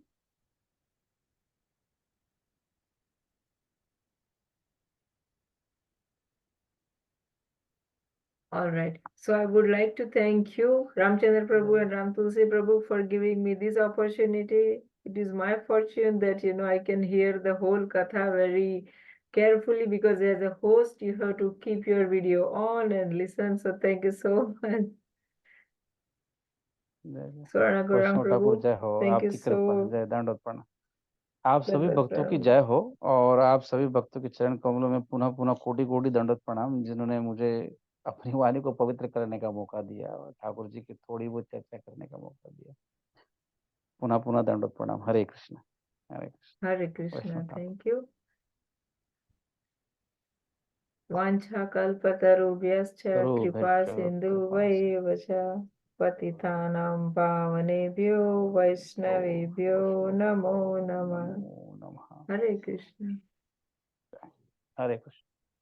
हरे Hare Krishna. Krishna Prabhu. Okay.